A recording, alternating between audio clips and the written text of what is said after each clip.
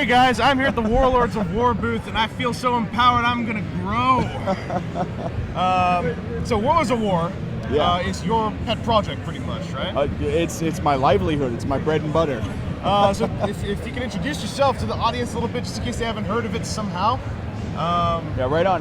Hey everybody, my name is Brandon Barker, also known as Manor Monster. I am owner of ManorMonsterStudios.com and creator of Warlords of Wor. Awesome. Now, Warlords of Wor, looks like these guys could perhaps be in a masterful position of perhaps a universe of some kind. Yeah, absolutely. Warlords of Wor is very heavily inspired by Masters of the Universe. I'm not going to make any bones about it. I love He-Man. I always have. You know, I'm a child of the late 70s. I grew up with He-Man. So, but I also grew up with a lot of amazing cartoons and comics and toys through the early 80s to early 90s. And so Warlords of Wor is really my love letter to all of that pop culture that I grew up with. And you know, it's really kind of He-Man heavy, He-Man centric in its aesthetic, but if you get into the story, get into the comics, get into the characters, there's many layers to it. I mean, your debut figure, Bog-Nar, it's got a real Cthulhu, real swamp thing, real man thing. Absolutely, I love the swamp monsters. Like you said, swamp thing, man thing, the Toxic Avenger, all that kind of stuff is definitely in there. Yeah, I love the green slimy dudes. Well, I remember when he came out, I was kind of looking at your line as like, here's the one figure, here's the proof of concept, and it comes with a Build-A-Figure piece. There's the add-on parts you made for him, right? And I was kind of thinking like, all right, I want to see, like, I almost want to jump ahead in the future to see where this is, like where this continues on to. These onto big letters and posters for one thing, but you've got like 4 figures out now. You've got basically a mini line, all ready to go. I've been at it for a little over a year now, and I've done 4 releases. There were 8 initially planned in first wave: Bog-Nar, Clobber, Beastor 9, and Arcanus are the 4 that I've released so far. 2 villains, 2 heroes, and I've got 4 more on the way: Valkyrie, Dirge, and then the 2 the main characters. The main protagonist, Maxor, and the main antagonist, Decay. So those are still, a few months down the road. But yeah. Your whole operation is just very independent. Like, it's very much like, it's pretty much you, right? It is exactly just me. Yeah. So these are I believe resin casts. Yes. Use rare earth magnets for the part swap feature. Yeah, correct. Like, so one of my first kind of just off the cuff questions for you is, sure. I noticed between I've been following indie toys for just a couple of years so far, but an easy one to spot is the O'Neill Designs Glyos system, which shows up in a lot of different lines. Yeah. And I see this one as well with its own form of interchangeability with the rare earth magnets. Yeah. The interchangeability, is that something that kind of stems from a childhood wish that you could have that extra bit of play value out of your toys? Like, well, yeah. I mean, I love Micronauts. I love the interchangeability there with the magnetic system. But beyond that, the day that I discovered that you could take a screwdriver to a G.I. Joe figure and take it apart and rebuild into whatever your collection allowed you to, that was kind of the impetus for me customizing toys, and from there on out it grew into kind of a lifelong hobby and mild obsession that has now kind of come to fruition with Warlords of Wor, and that interchangeability, that ability to mix and match and customize has always been a central theme that was very integral to Warlords of Wor from the inception. Like, it also seems like on the pragmatic end, it allows for this MOTU aesthetic without having to worry about things like the fragility of elastics or coming up with like having to work a new ball joint system in there.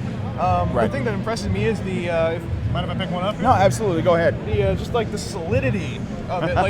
The guy is moving around a little bit, but it doesn't feel like some of the poorer magnet joint figures. For instance, like there was a Kotetsu Jig in Japan who had magnet joints, but they were just not strong enough, and he just fell over into pieces when you put him down. I spent a lot of time engineering the toy before I ever made a release, to make sure that everything held together, that I was using the right magnets and just the right kind of joint for the limbs, I had kind of a hiccup on the pelvis, making sure that the legs were really nice and solid. So I kind of redid the pelvis, and I think they're... It's interesting. It's a fusion, kind of like it's a little bit of the ball joint look, but with a bit of the T-crotch engineering. Exactly. I wanted to recess a little bit to hide the joint as much as possible. Yeah. And just make it a really slick looking figure. And I mean, I talked to you before, like when I stopped by the booth, I pretty much was like, "How did you do the skull?" Because this dude's got a cool skull design, which ideally the B-roll's rolling right now, showing this in close-up, which I still have to film.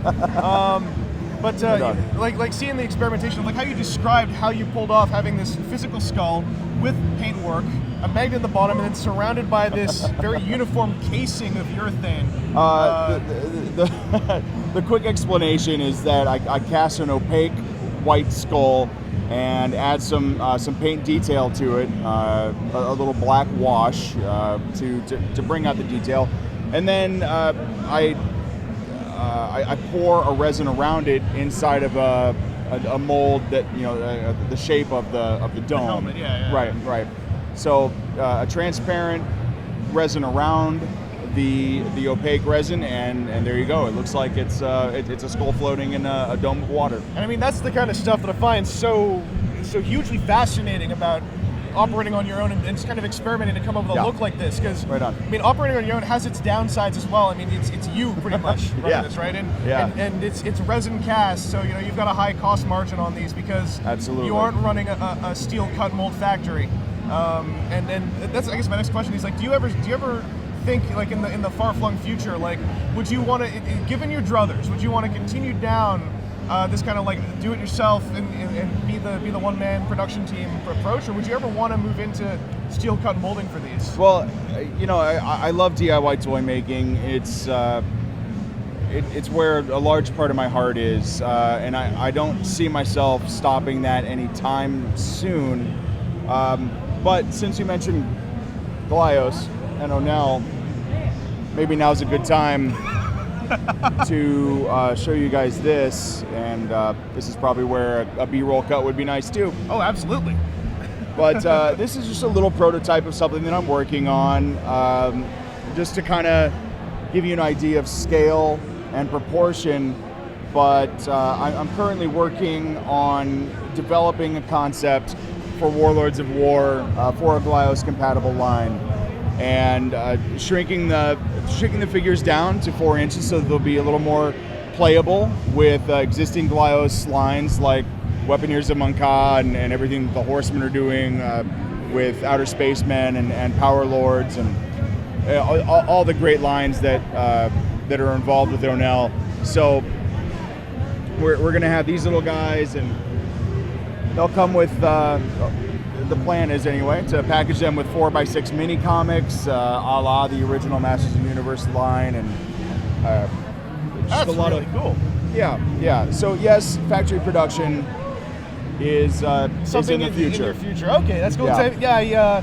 And I know there's a real kind of, there's a, not really a line in the sand, but it is like two worlds almost between the DIY resin production and going into a PVC or ABS steel cut mold production. Right. And I know like some folks kind of would like to just stay on one side or the other, but the imagination that goes into not just your designs, but the way you figured out ways to make this work.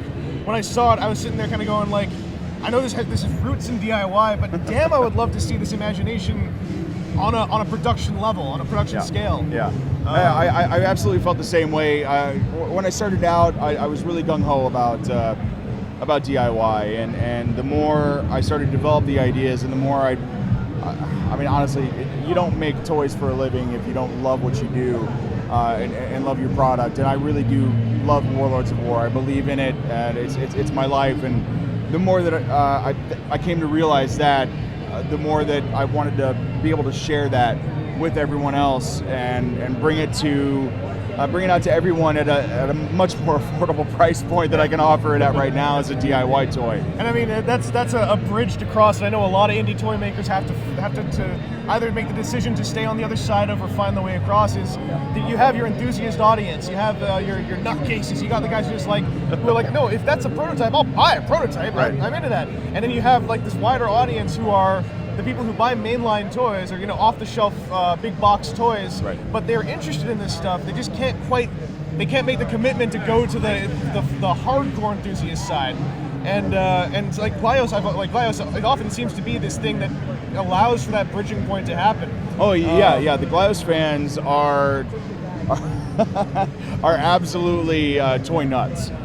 But the cool thing is that a lot of people can come in and play in that world, and it's an affordable kind of way to just go crazy and have fun with toys. I mean, I absolutely believe that it's one of the greatest things that's happened to the indie toy industry in the last 5-10 years. Yeah, I mean, it fosters such a feeling of collaboration. Like, I didn't know you were doing this, so seeing this, I'm like, surprise! I'm like, God damn! Like, this is exactly what I'm talking about. Like it's a feeling of you guys are all able to work on your own projects, but like reach out, collaborate. Yeah. Right now, the Glyos pin is kind of like this real nice a nexus point for these different aesthetics to meet up and find their way into a larger realm.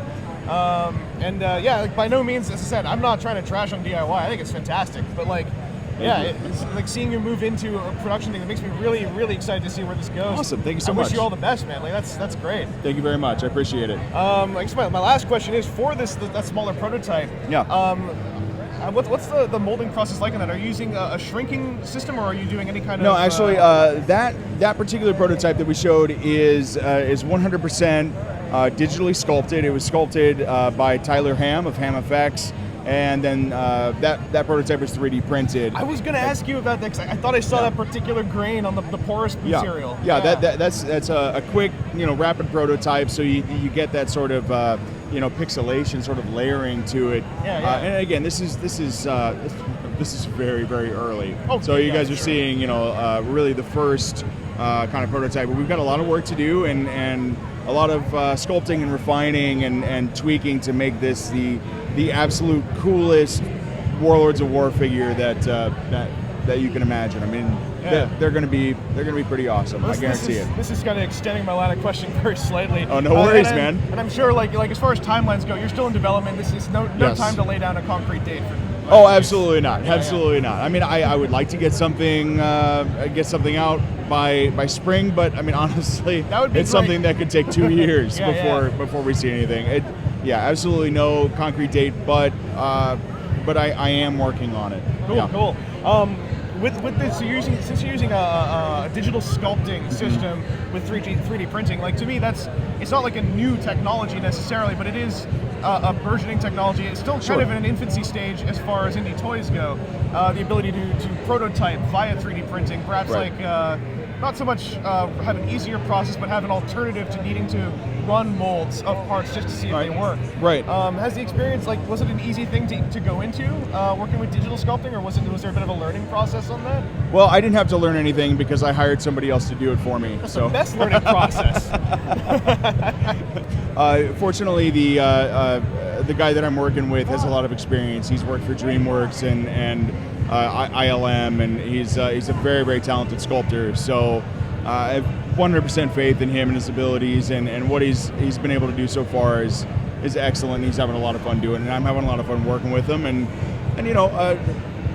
like I said, it takes a little bit of tweaking, but it's been a lot of fun bringing in someone else. I love collaboration, so having someone else help me out on that end is phenomenal.